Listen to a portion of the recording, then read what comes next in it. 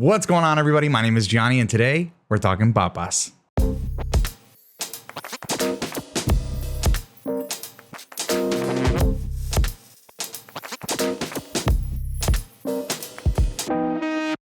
Originally announced at Wholesome Games' Wholesome Direct in 2023, SOPA Tale of the Stolen Potato garnered early widespread praise for what looked to be a heartfelt examination of its developer's roots in Colombia.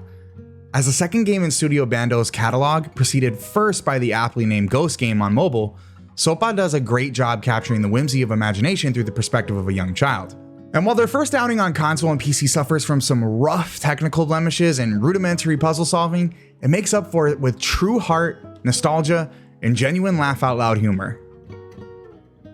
SOPA tells the story of Mijo, a young boy living with his grandmother who gets tasked with a very crucial job: getting a potato from the pantry for his nana's sancocho. It's a simple task that right out the gate is angled through the perspective of a child and not necessarily the player. Nana's stories, they're kind of boring. The family dog, it's kind of scary. And the pantry, don't even get me started on the pantry because it's terrifying. Rather than put you in the mindset of Mijo specifically, the team at StudioBando is clearly trying to make you remember how you probably felt about these things as a kid yourself. Even the items you pick up along the way match the perspective of a childlike way of thinking. For instance, this isn't a broom, it's obviously an oar.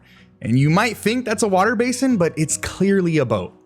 So when Mijo meets his greatest enemy yet in the back of the pantry, he sets off on an adventure that no parent would ever believe or even try to understand.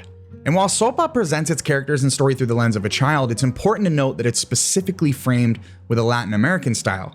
The food, language, setting, and stories are all indicative of a very particular time and place. Even the clear references to the region's folklore feel woven into the lives of the game's characters, blurring the lines between fantasy and reality. It's here that I think SOPA really shines. The setting, tone, and traditions on display are so rarely touched upon in gaming that in a lot of ways it reminded me of South of Midnight from earlier this year. Now, it doesn't necessarily dive headfirst into the myths and legends the way that game did, but SOPA pulls no punches with its influences, and it feels refreshing to see this kind of representation.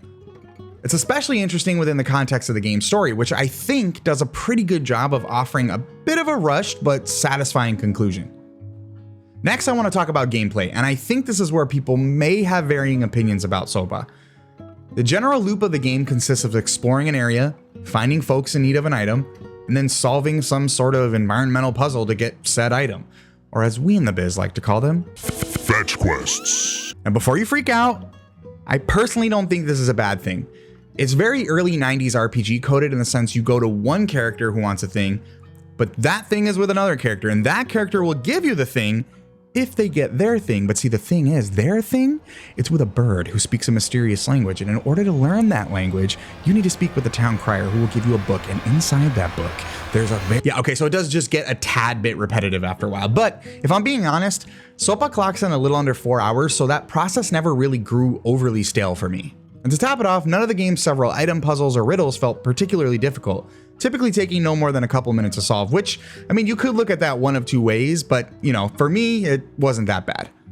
There is one section in the latter half of the game that I think could have done with way less checkboxes, but outside of that, nothing ever felt like it outstayed its welcome. And to break up some of the monotony that typically would have come with this kind of mission structure are your one-off QuickTime events, puzzle platforming, most importantly, character conversations. All of these things are very, very, very surface level, but they move the story along. So it should be said that SOPA does not set itself up to be a game about difficulty. It's clearly meant to be a story-forward game. The time spent examining items and talking to the citizens inside the pantry is the real meat and potatoes of the experience. See what I did there? Because it's you know what I'm saying? Huh? Okay, but honestly, there is so much dialogue in this game. Every human and animal has something to say, and while some are obviously less talkative than others, and some are more interesting than others, there's always someone or something that wants to chat with you. And I do need to point out that while the game starts and ends with pure endearment, nostalgia, and tugging at your heartstrings, there's a lot of really funny humor in SOPA. There were quite a few conversations, particularly with the game's goofy frog characters, that made me belly laugh in a way I wasn't expecting. Lastly, I want to talk about the only real glaring knock I have against the game, and that's the way it all works under the hood. Put simply, SOPA Tale of the Stolen Potato is extremely rough from a technical standpoint. Assets pop in and out consistently. Lighting occasionally oversaturates your entire environment and makes it hard to see. Textures and surfaces clip away and towards each other. Areas consistently lock out when you progress to the next screen in a way that doesn't really feel natural. And settings, they're almost non-existent. But my thing with these kind of nitpicks is that you can fix bugs. You can't fake culture and heart.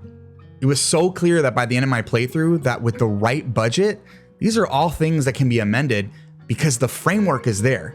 So to me, it wasn't necessarily a huge concern. A distracting one? Yeah, 100%, but not something that can't be tweaked in whatever comes from StudioBando after this game.